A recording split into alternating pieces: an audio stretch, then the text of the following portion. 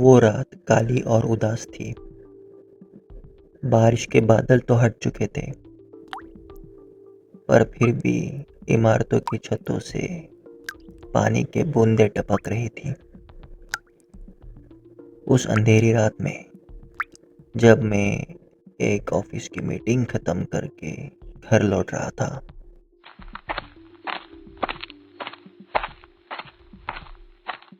तो एक अजीब सा आदमी मेरे पास आया। उसने मुझसे एक सवाल पूछा जो किसी की भी आत्मा को झंझोर कर रख सकता था। उसने मुझे पूछा, क्या मैं तुम्हारी एक इच्छा पूरी कर सकता हूँ? मैं हल्का सा हंस पड़ा। ये सोचते हुए कि ऐसे किस्सों का अंत हमेशा बुरा ही होता है। मैंने ऐसी कई कहानियां पढ़ रखी थी। मुझे लगा मैं चतुर हूँ, पढ़ा लिखा हूँ,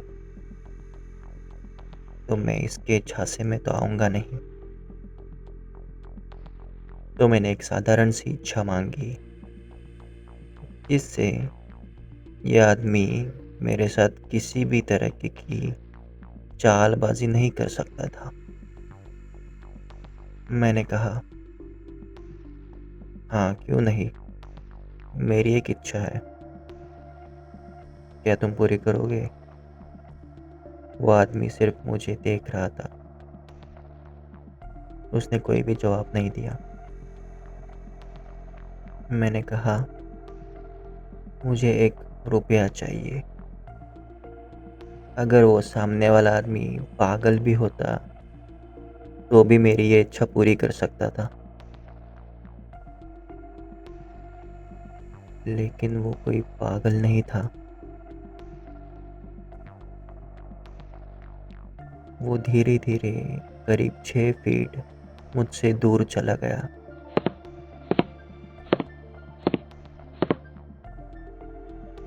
फिर उसने मुझसे कहा कि अपने हाथ आसमान की तरफ करो और ऊपर देखो। बारिश की एक बूंद तुम्हारे हथेली पे आकर गिरेगी और वो तुरंत 1 रुपए के सिक्के में बदल जाएगी।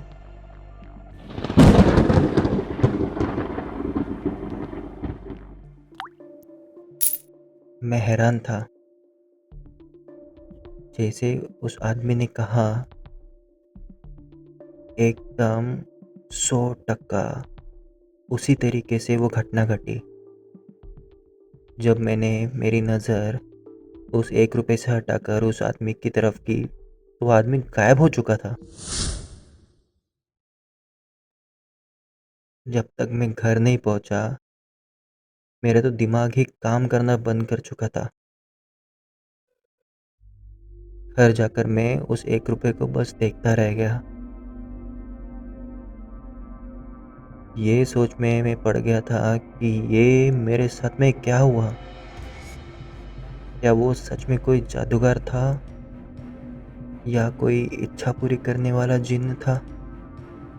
बचपन में मैंने भी अलादीन और उसके जादुई चिराग की कहानियां सुनी थी। उसमें भी एक ऐसा ही जिन्न होता था जो अलादीन की हर इच्छा पूरी करता था। पर मेरे मन में ये भूचाल आ चुका था कि मैंने एक असली जादुई इच्छा सिर्फ 1 रुपए पर बर्बाद कर दी। फिर मैंने सोचा कि अगर वो कोई चालाक आत्मा या कोई चालाक जिन्न था, तो वो मेरी इच्छा पूरी करने के बदले मुझे किसी तरह की तकलीफ ज़रूर देता। लेकिन ऐसा कुछ भी नहीं हुआ। शायद मैं सही सोच रहा था। मैंने किसी पागल को बस खुश करने के लिए ऐसा किया। शायद उस आदमी ने किसी तरीके की हाथ चालाकी की होगी। जब मैं ऊपर आकाश की तरफ देख रहा था, तो उसने किसी तरह अपने पास का 1 रुपए का सिक्का उड़ाकर मेरे हाथ में थमा दिया।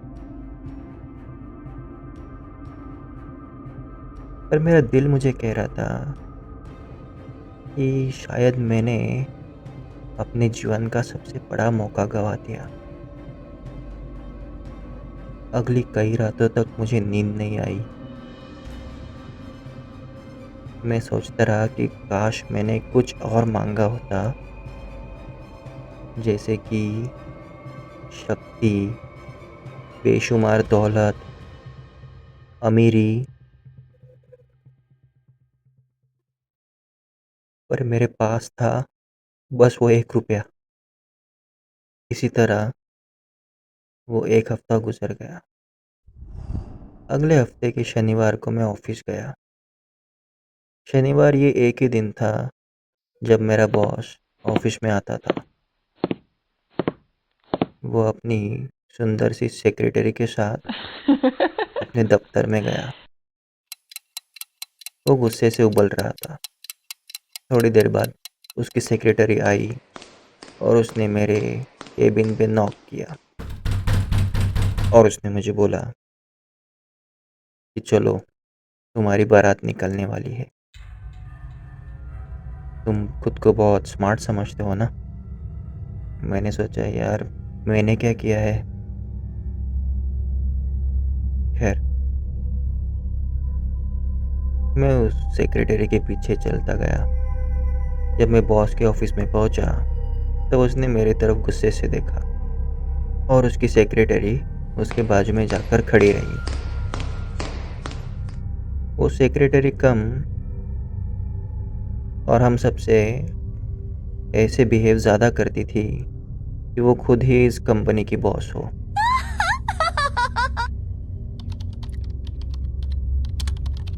किसी और एम्प्लॉय ने किए हुए प्रोजेक्ट की गड़बड़ी पर मेरा बॉस मेरे ऊपर बिगड़ पड़ा। उसने ये तक नहीं देखा कि उस प्रोजेक्ट पर किसका नाम है। वो मुझे गालियाँ देने लगा, मुझे बहुत भला बुरा कहने लगा। सबसे ज़्यादा गुस्सा आने वाली बात ये थी कि वो जितना मुझे बुरा कहता, उसकी सेक्रेटरी उतनी ज़ोर ज़ोर से हंसती थी और वो धीरे धीरे करके उसके कानों में ये बात बता रही थी कि मुझसे और भी क्या क्या छोटी छोटी गलतियाँ हुई है। Oh my God. ये सुन के तो वो और मुझ पे बिगड़ पड़ता था। अब मेरा गुस्सा मेरे कंट्रोल से बाहर हो रहा था। मैंने उससे कई बार ये बताने की कोशिश की कि ये प्रोजेक्ट मेरा नहीं है, पर वो सुनने के मूड में ही नहीं था। और वो उसकी सेक्रेटरी, वो ऊपर से आग में और तेल डालने के काम कर रही थी। एक जोरदार गुस्से के साथ उसने अपने टेबल पर से हाथ फिराया और वो कॉफ़ी उसी के सेक्रेटरी के पैर पर आकर गिरी। उसके महंगे चमकीले शूज़ जो मेरे बॉस ने गिफ्ट किए थे, उनके ऊपर कॉफ़ी गिर चुकी थी। मेरे बॉस ने मेरी तरफ गुस्से से देखा और मुझे कहा कि ये भी तुम्हारी वजह से हुआ है। उसकी सेक्रेटरी रोने का नाटक करने लगी और इस बार तो मेरे बॉस ने हद पार कर दी, क्योंकि उसने मुझे कहा कि उसके सेक्रेटरी के शूज़ साफ करो अपनी जीभ से। वो चाहता था कि मैं उसके सेक्रेटरी के शूज़ चाट कर साफ करूं। बस, अब और नहीं। मैंने नीचे झुकने की एक्टिंग की और नीचे झुका हुआ पेन मैंने हाथ में पकड़ा और सीधा मैंने वो पेन मेरे बॉस के आंखों में वार कर दिया। मैंने एक एक करके उसके दोनों आंखें फोड़ दी। वो ज़ोर ज़ोर से चिल्लाने लगा। ये देखकर उसकी सेक्रेटरी डर के भागने की कोशिश करने लगी। मैंने उसको धक्का देके दरवाज़ा ही लॉक कर दिया। वो खिड़की की तरफ पीछे पीछे जाने लगी। मैं उसकी तरफ गुस्से से आगे बढ़ ही रहा था कि मेरा पैर उसकी कॉफ़ी के मग पर गिर गया, जो टुकड़ों टुकड़ों में फैल चुका था। मैंने उसमें से एक नुकीला टुकड़ा उठाया और सीधा बॉस के पेट को फाड़ दिया। उसमें से उसकी आंतड़ियाँ बाहर निकली। फर्श पर बॉस का खून ही खून था। वो मोटा अपनी जान छुड़ाने के लिए मुझसे भीख मांग रहा था। पता नहीं किस वजह से, लेकिन मुझ में इतनी ताकत आ चुकी थी कि मैं खुद ही हैरान था। फिर मैंने उस सेक्रेटरी को बुलाया और मैंने कहा, अब भी इसी वक्त इसकी आंतड़ियाँ चबा चबा कर खाओ। उसने मना कर दिया। फिर मैंने एक आखिरी बार उससे कहा, देखो, अगर तुम जिंदा रहना चाहती हो तो इसकी ये बाहर निकलती आंतड़ियाँ अब भी इसी वक्त मेरे सामने चबा चबा कर खाना शुरुआत कर दो। वो डर कर आगे बढ़ने लगी। मेरा बॉस अब भी दर्द से तड़प रहा था। वो नीचे बैठी और उसने रोते हुए अपनी आंखें बंद करके अपने हाथ में उस बॉस की आंतड़ियों को पकड़ लिया और वो उन्हें चबाने लगी। जैसे ही वो उसे चबाती थी, मेरा बॉस और दर्द से चीख पड़ता था।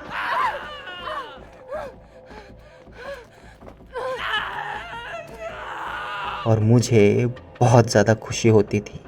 फिर वो मुझसे भीख मांगने लगी। ये उससे और नहीं हो रहा। उस पागल औरत ने तो उल्टी भी कर दी थी।